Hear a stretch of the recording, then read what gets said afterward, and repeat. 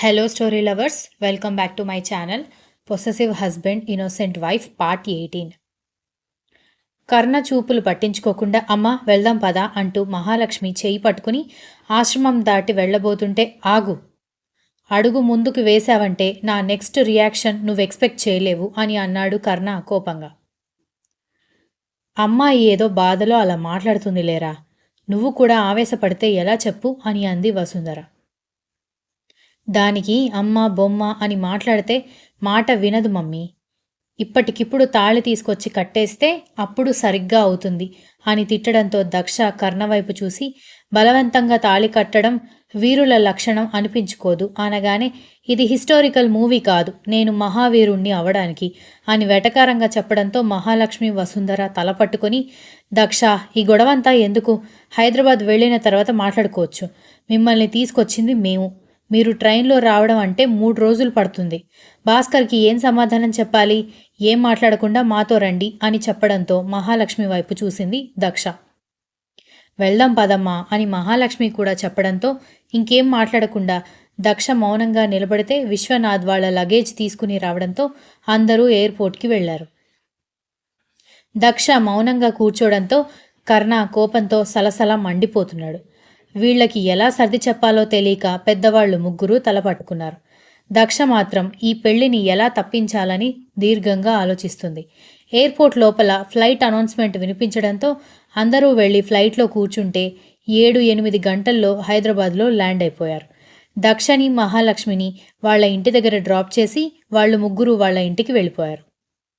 సిద్ధాంతి గారు ఏం చెప్పారు మహాలక్ష్మి అని భాస్కర్ అడగడంతో సిద్ధాంతి గారు చెప్పిందంతా చెప్పి అల్లుడు గారికి అమ్మాయికి గొడవైంది అని చెప్పడంతో ఏమైంది అని అడిగాడు భాస్కర్.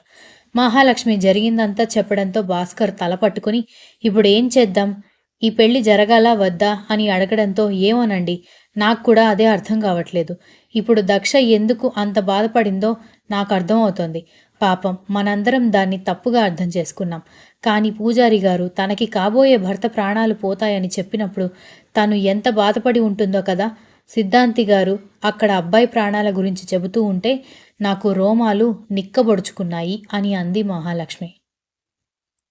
భాస్కర్ ఏమీ మాట్లాడకుండా మౌనంగా ఉంటే దక్ష మాత్రం ఆ విషయం గురించి ఆలోచిస్తోంది. ఇంటికి వెళ్ళగానే మామ్ వెంటనే ఎంగేజ్మెంట్కి అరేంజ్మెంట్స్ చేయండి, ముహూర్తం ఫిక్స్ చేశారు కదా అని అడగడంతో నాన్న దక్ష అంటూ ఉంటే అది అలాగే మాట్లాడుతుంది, దాని మాటలు పట్టుకుని కూర్చుంటే అదెప్పటికీ నన్ను పెళ్లి చేసుకోదు, త్వరగా మీరు ఎంగేజ్మెంట్కి అరేంజ్మెంట్స్ చేయండి అని చెప్పడంతో ఏంటండి ఈ గొడవ అని అంది వసుంధర విశ్వనాథ్ వైపు చూసి. మనం ముందు జాతకాలు పరిశీలించిన తర్వాతే వీళ్ళిద్దరికీ పెళ్లి గురించి చెప్పాల్సింది అని విశ్వనాథ్ భార్య వైపు చూడ్డంతో మనకేం తెలుసు, అబ్బాయికి నచ్చాలి కదా అని ముందు వాళ్ళిద్దరినీ ఒకరినొకరు చూసుకోమని చెప్పాం, వాడికి నచ్చకపోతే మనం జాతకం చూసినా ముహూర్తం పెట్టినా కూడా ప్రయోజనం ఉండదు కదా అని చెప్పడంతో వసుంధర కూడా సమాధానం లేనట్టుగా నిలబడిపోయింది. కర్ణ నువ్వు ముందు వెళ్ళి కొంచెం రెస్ట్ తీసుకో, వీటి గురించి తర్వాత మాట్లాడుకుందాం అనగానే కర్ణ ఏదో చెప్పబోతుంటే ముందు చెప్పింది విను, నేను మెల్లగా అన్ని విషయాల గురించి మాట్లాడతాను అంటున్నాను కదా అని కోపంగా చెప్పడంతో అసహనంగా వెళ్ళిపోయాడు. మర్నాడు ఉదయాన్నే దక్ష ఆఫీస్కి స్టార్ట్ అవుతుంటే కర్ణ వాళ్ళ ఇంటి నుంచి కార్ రావడంతో ఇంకా దీంతో అవసరం లేదు, మీ సార్ వెళ్ళమని చెప్పినా మేడం రావట్లేదు, స్కూటీ మీద వెళ్ళిపోతుందని చెప్పు అంటూ డ్రైవర్ పిలుస్తున్నా వినిపించుకోకుండా దక్ష స్కూటీ స్టార్ట్ చేసుకుని వెళ్ళిపోగానే డ్రైవర్ అదే విషయం కర్ణకి ఫోన్ చేసి చెప్పాడు. ఆఫీస్కి ఇంకొక అరగంట డిస్టెన్స్ ఉంది అన్నప్పుడు సడన్గా రోడ్డుకి ఎవరో కారు అడ్డంగా పెట్టడంతో కంగారుగా చూస్తూ ఉంటేనే అందులో నుంచి కర్ణ కారు దిగి బ్యానెట్ మీద కూర్చుని దక్ష వైపు చూస్తూ ఏంటి బేబీ నా మాట కాదంటున్నావంట అని అడగడంతో కాదంటున్నావంట కాదు, ఆల్రెడీ కాదని చెప్పాను, నాకు ఆఫీస్కి టైం అవుతోంది, మీరు తప్పుకోండి అని చెప్పింది దక్ష.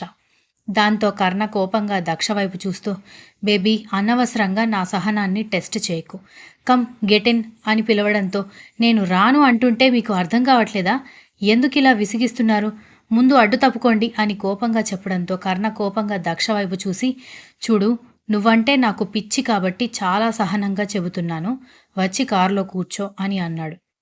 దక్ష కోపంగా కర్ణ వైపు చూస్తూ మీరిప్పుడు కార్ అడ్డం తీస్తారా? లేదంటే వచ్చే వెహికల్ కింద నన్ను తలపెట్టి చచ్చిపోమ్మంటారా? అని అడగడంతో దక్ష అని కోపంగా అరవడంతో నేనే మాట్లాడుతున్నాను. మీరు కోరుకున్నది దక్కించుకోవాలన్నంత మొండితనం మీకు ఎంత ఉందో నాకు వద్దు అనుకున్నది వద్దు అని దూరం పెట్టేంత మొండితనం నాకు కూడా ఉంది.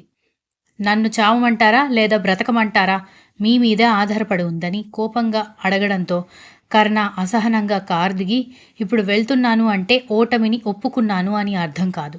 నీ పిచ్చితనం వల్ల నీ చెంప పగలగొట్టకుండా నన్ను నేను కంట్రోల్ చేసుకుంటున్నాను అని అర్థం అంటూ కార్ స్టార్ట్ చేసుకుని వెళ్ళిపోవడంతో దక్ష కళ్ళు తుడుచుకొని వెళ్ళిపోయింది. తన బాక్స్లో ఉన్న కర్రీ దక్షకి షేర్ చేస్తూ నువ్వు చెప్తుంటే ప్రాబ్లం చాలా పెద్దగా అనిపిస్తుంది. పైగా ఆయనకి నువ్వంటే ఎంత పిచ్చో కూడా అర్థమవుతుంది. కానీ నువ్వు ఆయన నుంచి తప్పించుకోవాలంటే ఒక్కటే మార్గం అని దక్ష కొలీగ్ రమ్య చెప్పడంతో ఏంటది అని అడిగింది దక్ష. మీ ఇంట్లో నీకు ఇంకొక సంబంధం చూడమని చెప్పు అనగానే దక్ష షాక్ అయిపోయి నీకేమైనా పిచ్చి పట్టిందా? నేను ఆయన పక్కన కాకుండా వేరే దగ్గర కూర్చుంటేనే ఆయన ఊరుకోడు. అలాంటిది ఆయనని కాకుండా మరెవరినో పెళ్లి చేసుకుంటున్నానని ఆలోచన వచ్చినా సరే మొత్తం ధ్వంసం చేసేస్తాడు అంది దక్ష. చూడు దక్ష, నీకు నిన్ను పెళ్లి చేసుకోవడం వల్ల ఆయన ప్రాణం పోవడం ఇష్టం లేదు. ఆయనకి నిన్ను తప్ప ఇంకెవరినీ పెళ్లి చేసుకోవడం ఇష్టం లేదు. మరి ఈ సమస్యకి సొల్యూషన్ ఎక్కడా?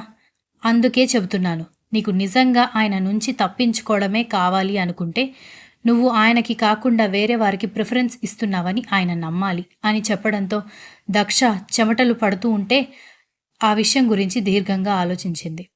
వేరే మార్గం లేదంటావా అని అడగడంతో ఉంటే నువ్వు నన్నెందుకు అడుగుతావు అని రమ్య అడగడంతో దక్ష ఇంకా ఏమీ మాట్లాడకుండా లంచ్ చేసి ఇంట్రెస్ట్ కూడా పోవడంతో ఓపెన్ కారిడార్లో అటూ ఇటూ తిరుగుతూ లంచ్ అవర్ అయిపోయాక వర్క్లోకి వెళ్ళిపోయింది. ఇంటికి వెళ్ళేటప్పుడు కర్ణ ఎక్కడైనా ఎదురు పడతాడేమోనని సందులు గొంతులు తిరుగుతూ షార్ట్కట్లో ఇంటికి వచ్చేసరికి అది షార్ట్ కట్ కాకుండా లాంగ్ కట్ అయిపోయేసరికి రోజు కంటే గంట లేటుగా వచ్చింది. కానీ ఆమె మైండ్ సరిగ్గా లేదని ఎవరూ ఆ విషయం గురించి ప్రస్తావించలేదు. వాళ్ళ అమ్మ టీ తీసుకొచ్చి ఇవ్వడంతో అది తాగుతూ రమ్య చెప్పిన ఐడియా కొంచెం డేంజరస్గా ఉన్నా ఇంకా అంతకంటే మార్గం లేదు, ఏం చేయాలి అని ఆలోచిస్తూ ఎందుకైనా మంచిది అని వసుంధరకి ఫోన్ చేసింది.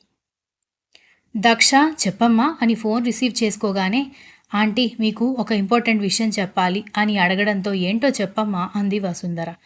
దక్ష నోరు తెరిచి చెప్పాలా వద్దా అని ఆలోచించి నేను పెళ్లి చేసుకోవాలని అనుకుంటున్నాను అనగానే ఏంటి అని వసుంధర ఆశ్చర్యపోవడంతో మీ అబ్బాయిని కాదు అనగానే ఇంకాస్త ఆశ్చర్యపోయి మరి ఇంకెవరిని అని అడగడంతో వేరే సంబంధం చూడమని అడుగుదామని అనుకుంటున్నాను.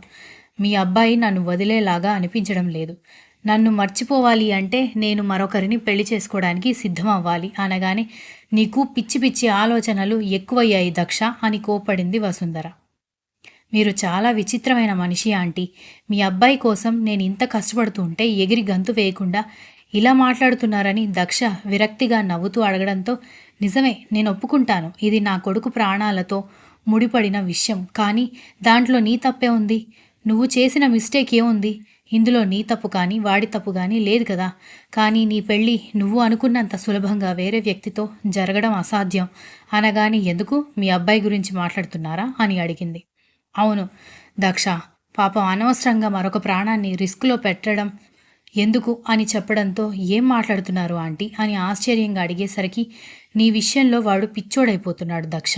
నువ్వు వేరే వాడి గురించి ఆలోచిస్తున్నావని తెలిసినా కూడా వాడు వాడిని వదిలిపెట్టడు అని అంది వసుంధర.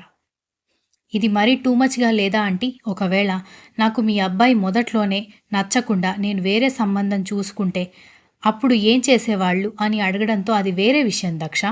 నువ్వు మొదటి చూపులోనే నో అని చెప్పేసి ఉంటే, లేదంటే పెళ్లి చేసుకోవడం ఇష్టం లేదు అనకుండా మా వాడిని చేసుకోవడమే ఇష్టం లేదు అని చెప్పి ఉంటే వాడిని మొహం కూడా చూసేవాడు కాదు.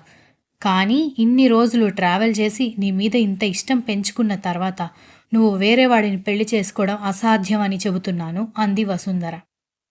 కానీ మీ అబ్బాయి నన్ను మర్చిపోవాలి అంటే ఇంతకంటే మార్గం నాకు కనిపించట్లేదు ఆంటీ. ఏమనుకోకండి, మీకు చెప్పకుండా ఈ నిర్ణయం తీసుకున్నానని మీరు నా గురించి తప్పుగా అర్థం చేసుకోకూడదని ముందుగా ఈ విషయం మీకు చెప్తున్నాను. ఇంకా నా ప్రస్తావన మీ ఇంట్లో ఎప్పుడూ వినిపించకూడదు అంటూ వెంటనే బయటికి వెళ్ళేసరికి భాస్కర్, మహాలక్ష్మి మాట్లాడుకుంటూ కనిపించారు. Continuous. If you like the story please like, share, comment and don't forget to subscribe.